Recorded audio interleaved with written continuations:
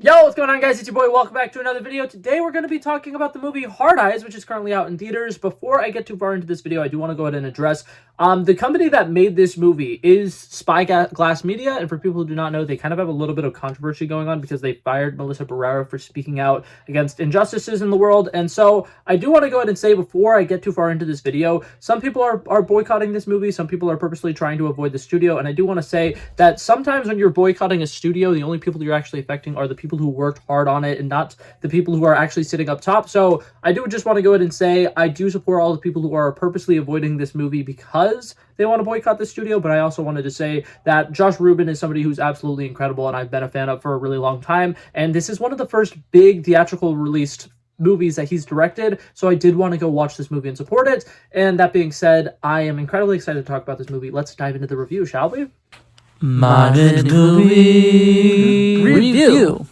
Okay, so I'm going to issue a spoiler warning right off the bat for this one. I really enjoyed this movie, and there's a lot of elements that I want to talk about it. Because it is a slasher whodunit, though, a lot of my problems with it ride right on the fact that, like, certain spoilers exist. So, that being said, if you have not seen the movie or you're planning on watching it soon, maybe click off of this video and come back and watch it later. But that being said, we're going to dive into this. So, right off the bat, I do want to go ahead and say, this movie, for people who do not know, is almost 90% a rom-com. The two main characters, Olivia Holt's character and Mason Gooding's character, are two people who meet on the day of Valentine's Day and are kind of just keep running into each other, and eventually Mason Gooding's character is kind of like, okay, you know what? We're going to go on a date. We're going to go to this fancy restaurant. We're going to get dinner together, which at face value, awesome, right? Cute little date stuff, that's awesome. But in the background, they have the story of what's going on with the Hard Eyes killer. He's somebody who murdered a bunch of people in Boston a couple years ago and then murdered a couple of people in Philadelphia last year. So people are expecting that if you live in a big city, you should be on the lookout because potentially Hard Eyes is going to come to your city and they're going to start murdering people, which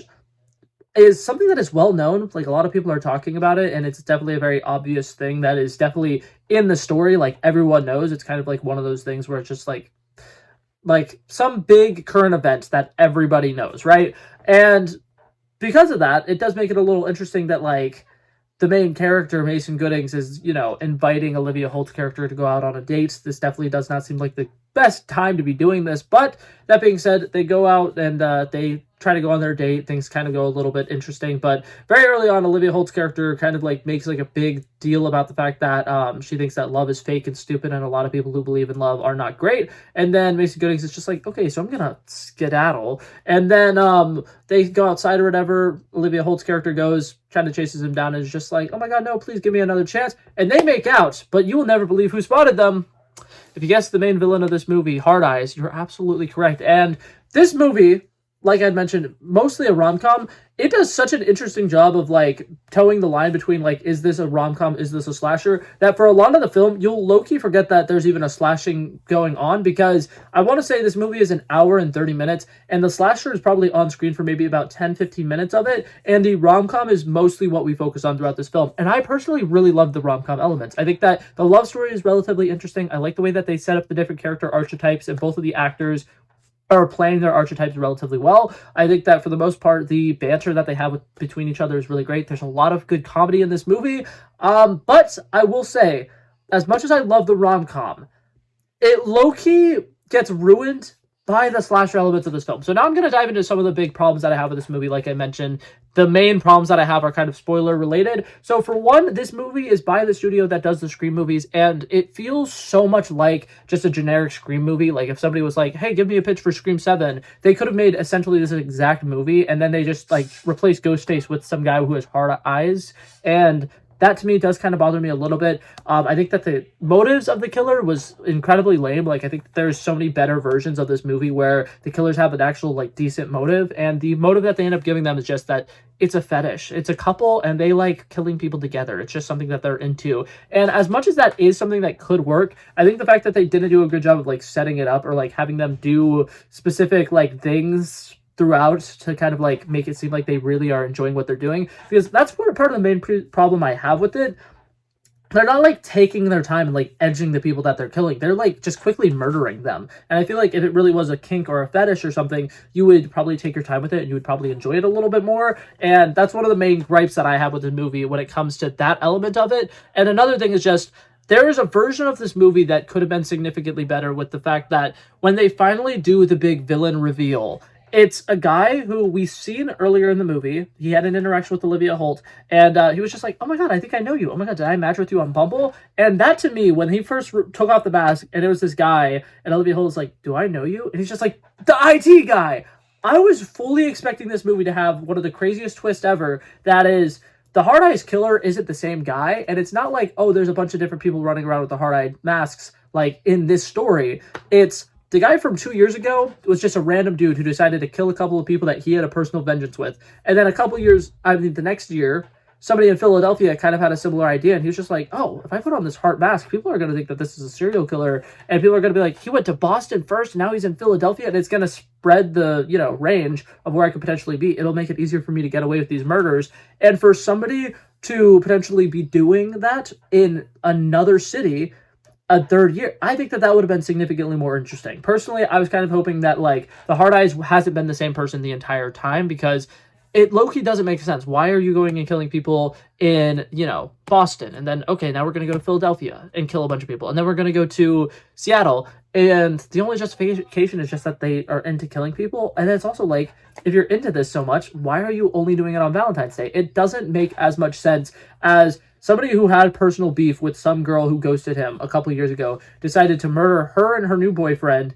And while he was heading out or whatever, he ran into another couple and was just so pissed that everybody's in love and he's not, that he just starts killing a bunch of couples, right? And then a couple years later, there's people who are still to this day doing it because they're like, fuck couples. I am so pissed about couples. And I think that that's just one of my main things that I hated about it, is the Hard Eyes killer would have made 10 times more sense for it to be somebody who is single. And when they did that big reveal, I was like, oh my god, he personally is going after her because he wanted to be on a date with her and she ghosted him and treated him like shit. And he was just like, you don't fucking do that. And it would have been a really cool reveal. And instead, the reveal is just kind of like muddy, and they just like do that thing where there's like, oh, two random characters that have been in the movie the whole time, they're going to be in it. And it does that same thing that they tend to do with the Scream movies, where there's like a random character who's not guilty at all, but like does things that makes it seem like he is guilty for literally no reason. Like it does not affect the plot at all, but he's just randomly going to do things that make it seem like he's evil. And it bothers me because like, whodunits, part of the fun of it is trying to guess who it is. And there's multiple times throughout this movie where it's like, okay, so it's going to be this one person, which is super predictable. And then the other person, when they reveal, oh my god, there's multiple killers, is somebody who like really has no relevance to the plot. He's just dating the other character. And I think that that was just so disappointing. But that being said, the action for the most part, like the horror elements, pretty decent. The first time he shows up, like chasing the main characters, actually got me incredibly good. But I will say that leads into another problem that I had with this movie, which I keep saying a lot of problems that I had with this movie. I did really enjoy this movie. I liked that it felt like a rom-com. It just definitely feels like a movie that you would go watch on Valentine's Day. And I think that the comedy of this movie is absolutely incredible. Like, they do a lot of things well in this movie. But there's also a couple of moments where they do stuff simply for the sake of the plot. And there's a lot of times where, like, there's things that are going on where it's like, this could be so avoidable, but for whatever reason, they're doing it a specific way, and it kind of like makes it obvious what's happening. So in the first scene where you see the Hard Eyes killer or whatever, he's hiding in Olivia Holt's apartment, and they ended up going to Olivia Holt's apartment because Mason Goodings had to smash a window and he hurt himself or whatever. So they're hanging out in her apartment and she's like fixing him up or whatever. And when he's sitting in her bedroom, she looks to the side and realizes, oh god, my vibrator's on my nightstand. So she goes to grab the vibrator and she like goes to hide it. But instead of like doing what a normal person would do and quickly putting it in a nightstand drawer or just pushing it off the back of the nightstand so that it like falls behind the nightstand and it would be out of sight, she holds onto it. She's walking around the room for a solid like minute and a half with it behind her back, which is insanely suspicious. And then she gets to the closet and I'm like, okay, wait a minute. There's 3 or 4 other places she could have put it by now. She's going to open up this closet and there's going to be something in the closet that's not supposed to be there. And then they open the closet and he's there. And it is kind of scary, but at the same time, why is she holding on to this vibrator that she's trying to hide for so long? It just feels so unnatural. And then whenever that happened, I was like, okay, so that's why this happened. And then later in the movie, there's a sequence or whatever after they finish up with the, what's it called? The drive-in movie theater. And they go and they kill the person they think is Hard Eyes. And then, they call the police. The police, takes this person. They get, bandaged up by you know, the ambulance and stuff like that. And then the police officer, female police officer, who's been kind of suspicious the entire movie, comes up and she asks the two of them if either of them need a ride. And they both need a ride, but for whatever reason, Olivia Holt's character doesn't take the ride, and Mason Gooding's character does in fact take the ride.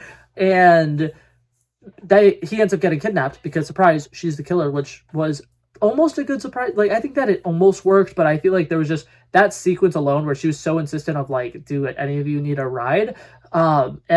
Just one of them got in the car. I was like, there's no reason why Olivia Holt wouldn't have gotten in the car, because she also needs a ride home right now. Like, why is she not getting in the car? It didn't make sense to me.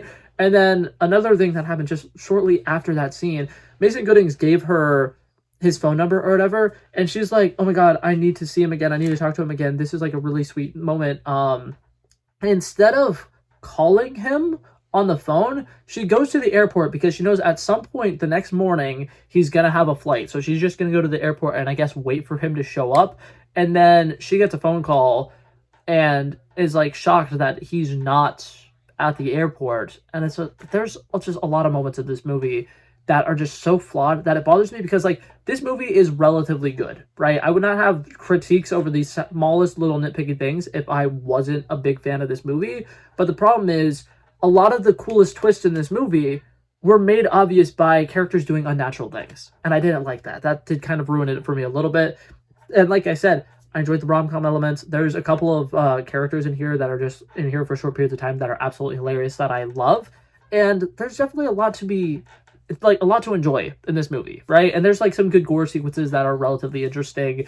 Like I said, the horror elements of this movie are pretty decent. Like there's a scene in the precinct or whatever where Hard Eyes like turns out the power or whatever, and it's the first time you see his eyes light up. And that entire first sequence with him is actually genuinely pretty scary. So I enjoyed this movie, but sometimes the slasher elements were so on the nose and cliche, and the rom-com was so actually well written that it threw me off. It was kind of like Whiplash of like, this movie is incredible because the person who wrote this part of the script had a general idea of how to write a good love story and good comedy, whereas it seems like the person who wrote the slasher elements of the film wasn't sure how to make a slasher film. That being said, I enjoyed it. I ended up giving this movie a solid 78 out of 100. I think that if this was just the rom-com, right, like if I'm breaking up the ratings, the rom-com itself is going to get like a 92 because it's one of the best rom-coms we've had in years. And then the horror like elements of it, I gave it like a 56, so that's how I ended up landing around 78. It's a good movie. I had a good time with it. I would definitely recommend it to people. Like I said, I think it unironically is a great date night movie. But that being said, there's just a lot of elements in it that were hard for me to get behind. That being said, that was it for this video, guys. Thank you guys so much for coming by and checking it out. I love and appreciate you guys so much for watching. And if you liked it, feel free to like and subscribe, and I'll hopefully see you guys in the next one. Peace out. Bow, bow, bow.